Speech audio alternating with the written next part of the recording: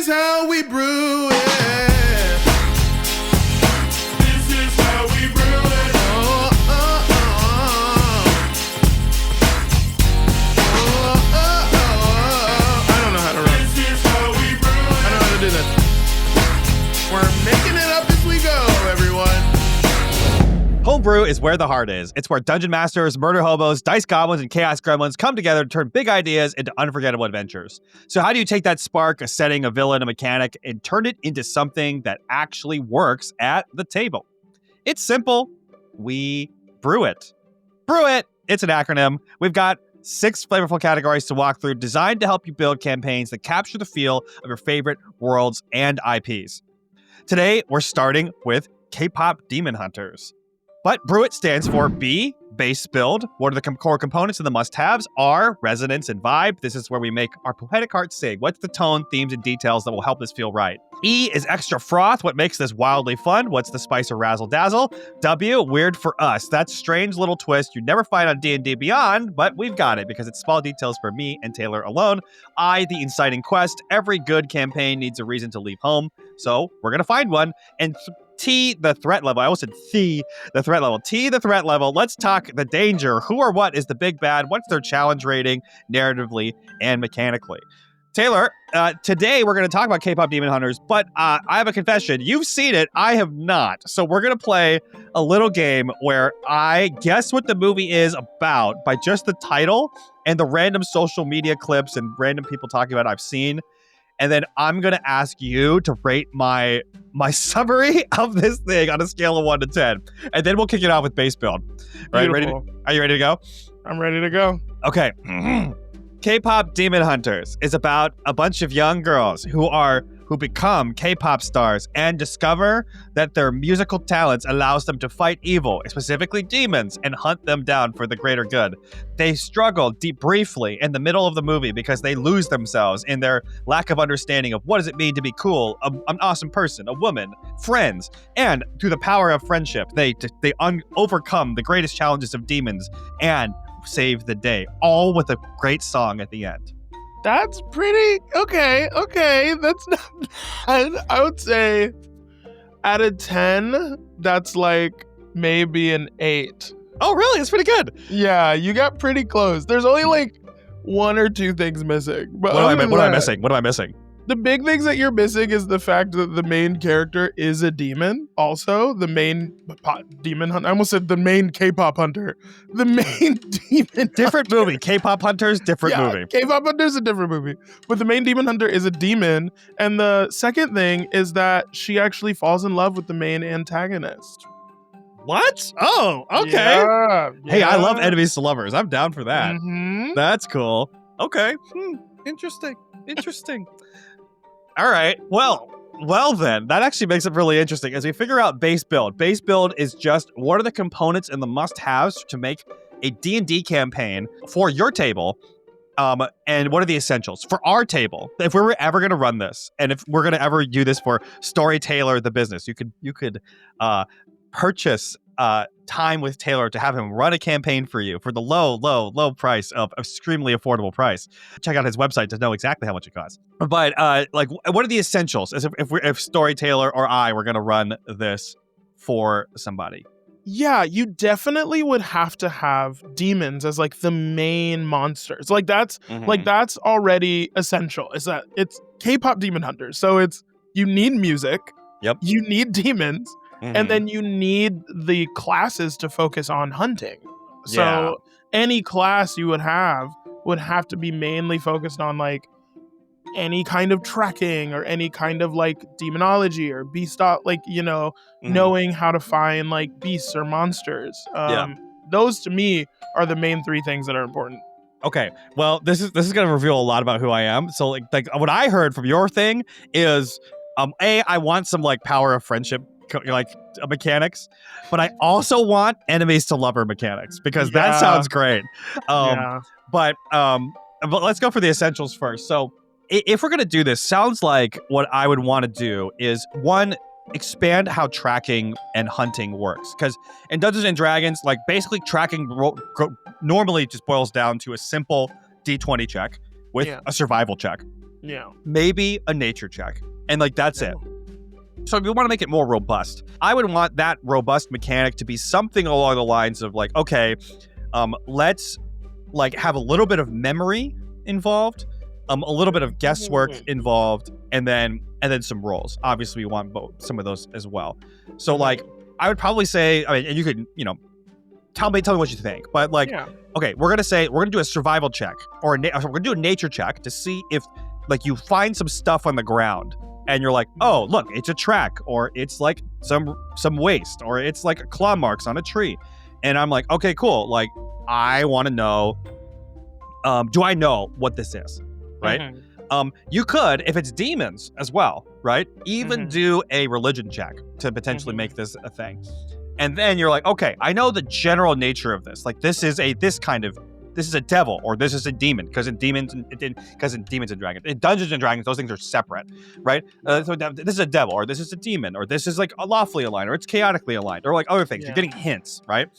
And then afterwards, it'd be like, okay, like let's actually like follow the trail of finding more things like this, or things of that nature, or like like that would be like the basic premise. How does that sit with you? No, I think that sounds perfect. I think what you could add is, you were saying, using religion checks or survival checks to basically track some of these things. I think something that's very key to K-pop Demon Hunter as well is that the demons can disguise themselves as humans, but like they are revealed as demons if they have purple markings on their skin. And so a lot of demons will hide that when they disguise themselves as humans. So I think maybe also, rewarding insight checks, or rewarding like investigation or perception checks, specifically to like perceive something on another like NPC to see if they're, demon or not. Okay, I take it back. What we need to do then is we need to make everybody play Among Us, but one of them is a demon. Yes. Oh, that's so good. Oh, that's so good. So I would definitely be like, okay, like, and the story is getting this right, because you just kind of, we're going to R now too. Like, what's the vibe, right? Yeah. Like, because the vibe is like, it's they're like finding hidden people, right? Yeah. So like, one of my favorites, Blade Runner. You're like looking down for hidden people. Among Us is probably more appropriate. Like, I would say like, my premise to get the right feel overall, and you tell me if this is too much of the wrong vibe, would be like, hey, let's get our party to disguise themselves as regular people consistently and infiltrate places where these demonic or like monstrous activity is happening, right? And then they have to suss out who is sus, and then it will be like an Among Us situation, and they'll have to accomplish a small task, and they'll kind of go around, and you could even have a little horror elements of like, oh no, and then have the accusation phase of like, hey, you did this, you did that, right? Yeah. And from that point, you could still keep the checks. I think then the dungeon master should just be planning who's in disguise, and what's the scenario that they're doing, and what's the task these people are trying to do. And honestly, most of that could just be handled through an improv setting. It's just more of like, this is how we're going to set it up.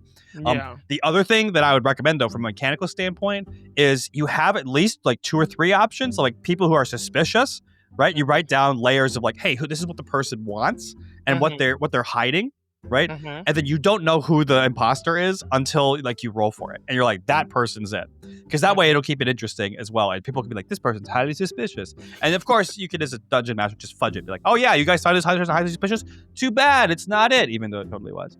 Or vice versa, like, oh, like this the party has done such a good job, like, let's just make sure it's this person, because exactly. No, I think that's perfect. I think even like you said, you can improv the scenario, improv the task that they might be doing. I think even if they wanted to lean back, as for the vibe purposes, if they wanted to lean more back into what K-pop Demon Hunter does well, is the music and like the setting of it being like, yes, there's K-pop, but it's like mostly the setting of like it's in the music industry, or has to do with like fans, or like a concert, or like an album release. I think a lot of the fun that comes from the vibe of that movie is like that it takes place in the world of what it's like to be a music artist, and the craziness that comes with that. So that vibe might be pretty cool to be like, oh, maybe you're all fans, or maybe you're all, maybe you're like a team of managers, and you have a bunch of tasks to do for the artist, but like one of you is a demon and you're trying to like sabotage the artist. So it's like, I think that's pretty cool. Yeah, I think if we're going to do like a one shot, there's a lot of ways to just do this in fun ways. For the long-term campaign, the only thing I would ask then is it essential for these characters to be like actual pop stars or probably in this case, bard stars? That's a great question. I think for a longer campaign, that's probably ideal. And if anything, it might be fun to go from like rags to riches with them if it was a longer campaign. For a one shot, of course, they could be artists, they could be fans, they could be whoever, right? They could be the parents of artists, like it doesn't really matter. But I think for a longer campaign, I think the fun of it could be like, oh, we're K-pop artists, like rags to riches, battle of the bands, whatever, going from beginning to trying to get to the top. And like our duty is to be demon hunters, and that's what we have to do. Okay, for sure. Then I feel like we need to do a little bit of inspiration from Scott Pilgrim versus the World and K-pop demon hunters, because like the way they have the battle of the bands, like the guy who's like, hey, we're like crashing the boys, and this is our song called "So Sad," and then they're like 1, 2, 3, so sad. Thank you. Yeah, that exactly. guy is absolutely a demon. Like 100%. You know, like that sort of vibe would be really interesting. And like, there's like the evil like record executive who's also a demon, and like all that sort of stuff. Okay, that sounds great. Let's move on to the next category, E, extra froth. Anything that makes it particularly fun or wild. Like, with this cut, sort of my question I just asked, but like, we got a team of bards, and they're all in the battle of the bands. And I think what I would say then is bards aren't totally built for like a group of bards aren't going to do great in combat.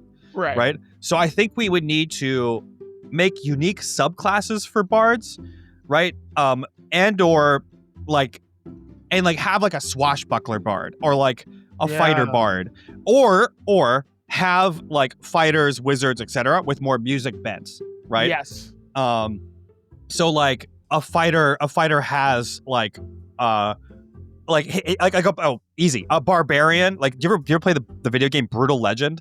Amazing video game. Yeah, I've heard of it. Yeah. Super great video game. So the barbarian's axe is literally a guitar, but it's also an axe. And when he goes into a rage, he's just like dum dum dum dum dum dum dum. Like, it's like some heavy metal stuff. Like, yeah, exactly. That would be perfect. And I also think speaking of extra froth, I think maybe like giving bonuses and advantages or like extra like boons if you like play a song. Like if you create a song or like write something or improv something off the dome, or just like that would be so, even if you just like, hey, for this battle, this is the song we're gonna play. Like, this is the vibe. It's like, oh, perfect. You all get inspiration. Like, that's great. I would absolutely ask all of my players to build a playlist for their character, and then you play from their playlist. And if everyone's like, wow, this is awesome, like, we're gonna give you bonuses. Yeah, for sure. For sure. That's perfect. And it should be relatively significant. It should not be like a +1 bonus. It should be like, this song rocks, like +2. Yeah, exactly. Because that's like, I mean, I don't know about you, but like half the fun I have, actually, I know you. Like 70% of the fun you're having is like, I poked the perfect song for this scenario. Me too, though. Like 50% of my fun is like, yes. One of the hardest parts of doing something live, like Thy Staff of Power, which you can check out on this same channel. You can watch all of our episodes. Like doing it, I'm not allowed to use like popular music because it's all copyrighted, and it's like sad. I'm like, man, do I want to play Duel of the Fates right now? Yes, I do, but I can't because it's copyrighted. Okay, so this sounds great. We've got bards playing music IRL tableside to do some really cool buffs to their character. They're fighting some demons. We're taking a little inspiration from like Rags to Riches, Scott Pilgrim versus the World plot. What's the weird for us part of this? That's W. Strange little twist you never find on D&D Beyond. Small details for us alone. Yeah, I think the weird little thing for me, at least, would be, I think there needs to be animal companions for everybody. And the reason I say that is because in this movie, and I know you haven't seen it, but I think it's the best part, one of the best parts of the movie, there's a big cat demon. He's like a tiger with giant eyes. And then there's a little crow with like a bunch of little eyes and a tiny hat. And they are technically like these two demons that follow around the main antagonist, but they are so cute and so funny and so emotive that I'm like, I don't care what class you are. I think it's automatic that everybody has like a little animal companion that may or may not be a demon. Like, I think that is just the cutest and most fun thing. And honestly, maybe they don't even do anything. They're just there for roleplay purposes. Well, I mean, okay, I can see it even as like, okay, and just to even like have more than just like demons. If you just said, hey, like every person can channel the spirit of blank, right? Yeah. Like hey, we're all gonna have spirit like spirits involved, and we're gonna do this. Like that makes sense. So, if you are a Christian, you're watching this particular channel, you talk about demons and spirits and stuff. You can send me a message to comment below and send us a message. I'm glad to have a discussion more about this and how to handle this well and be safe about it all. But anyway, so having little animal companions that are ultra adorable and cute. Sometimes, honestly, I feel like for certain types of D&D players, if they have an animal, they don't care whatever else is happening. They're happy because they're like, I have a cute little animal. Yes. My little ferret or whatever, you know? For me, for sure, I would absolutely make sure that there's some enemies to lovers story in this scenario. And I don't know how I would accomplish it exactly because this is always so difficult to like plan. Yeah. But like basically how I would accomplish it would be we would get a bunch of like music executives or rival bands, and we're just gonna throw different types of extremely fun and hot people at the band of the party, and we're gonna see who clicks, and then when they click, I'm gonna be like, great, but they're your enemy, and then we're gonna figure out how they come together. Like, I'm just gonna keep throwing hot people their way. That's basically what I'm gonna do. Kyle, I think that's so perfect. I think that's like fun, especially because like you can throw mechanics at that so fast in like a way that like is fun in the sense that like the closer you get to this person, like there's like a meter. There's like a love, like enemies to lovers meter.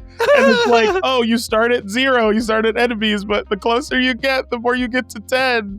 And like, that's a better chance. Like, that's a fun little, like, that's not a D&D thing. And it's a fun little thing to throw in there just like for the role play of it all, you know? Yeah. I feel like something along those lines of like a persuasion bonus to persuade this person is that like automatically starts at like -5, but over time it can go all the way up to +5 because they're closer and closer. Yeah. Really simple little thing, but that's super fun. And dreams, man. I've never been able to be a player and have an enemies to lovers scenario, but I would love that. Because like even like there's always those good franchises that have great rivalries that play out where you're like at the end of the movie or the end of the show, they're like you look at each other and you're like nod and you're like, respect, but I hate you. And I like really want that in my life, but I've never had that. So one day. Okay, so we also talked about the inciting quest. I think we've basically had the basic premise of like these are like relatively rags to riches, like nobodies who all are like in a group together. They want to make music, and they're about to get their big break at this battle of the bands they're gonna do, and they go, which is very Scott Pilgrim, and then they compete and they win by technicality or they win in a big way. This is also just like Pitch Perfect, same thing, like that sort of plot. Just follow that plot structure. Any fun little things we'd add to that inciting quest, or are we solid?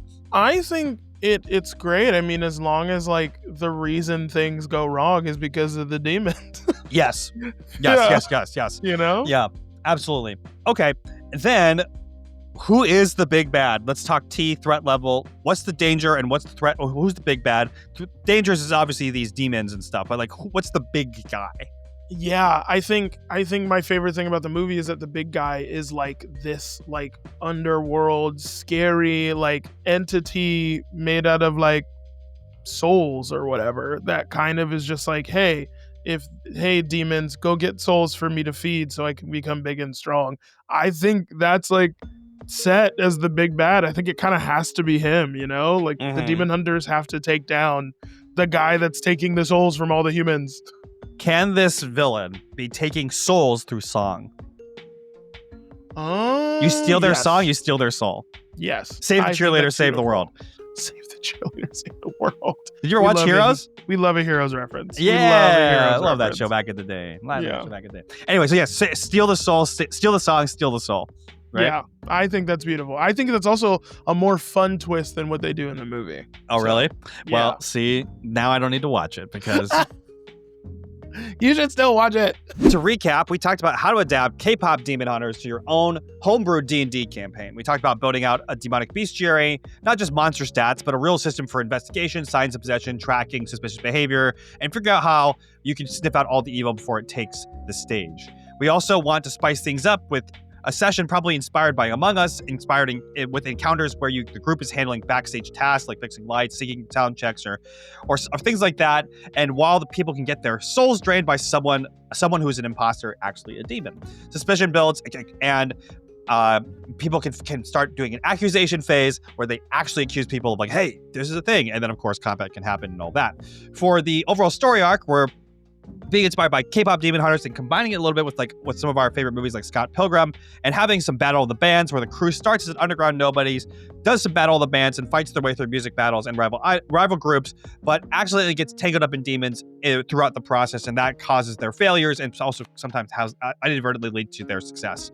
They win the Battle of the Bands. They come across a big bad demon executive who is trying to steal everyone's song and therefore steal their souls, and that's their big bad evil guy overall. On the character side, every class is going to get an animal companion stylized and thematic with cute creatures, just like that little dragon and little tiger that the evil guy has in K-pop Demon Hunters. And we're also wanted to suggest that you try to write your own music-themed subclasses, weapons, and spells, or just theme them a little bit more. So like the Barbarian's axe is literally half axe, half guitar, a literal axe, or like playing music to buff the player's action. So play a cool song, get a +2 bonus. That's if it's appropriate for the moment.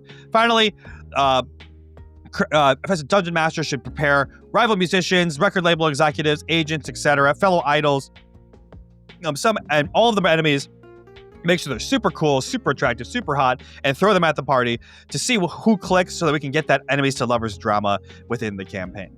So anyway, yeah, that's the vibe. Bestiary, suspicious demon encounters, Scott Pilgrim plot, K-pop on hard mode, lots of NPCs, hot NPCs, and that'll do it for this episode of This Is How We Brew It. Thanks for listening, and don't forget to like and subscribe for more chaotic genius from the crew over on Instagram and YouTube at Staff of Power and at Storyteller.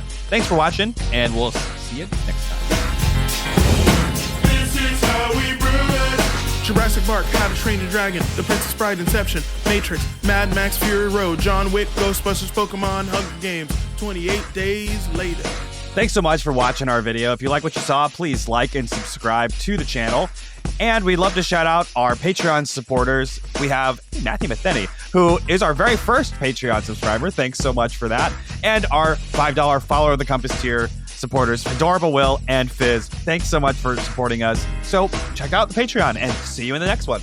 Welcome to the final countdown to ReachConf 2025. You better be grabbing your tickets as soon as possible. For the gamers, the video game building has over 10 TV and console combination stations with Smash tourneys. VR folks are going to have a Beat Saber tourney. There's going to be PC and game demos, arcade machines that are all free to play, a retro arcade, and an optional bring your own computer PC LAN for the PC folks. For the tabletop gamers, there's going to be a 50-person mega Dungeons & Dragons one-shot. Lots of tabletop space for all of the board games, and there's going to be room for the trading card gamers. If you want to bring your Magic cards, bring your Pokemon cards, battle it out, let's go. We're calling all the cosplayers in the group also. There's going to be a 360-degree photo shoot, a daily team shoot, and daily winners. And beyond that, there's going to be awesome game shows that the audience can be called in to win real prizes, content creator training events, industry talks, and more. So make sure you get your tickets to ReachConf 2025 today.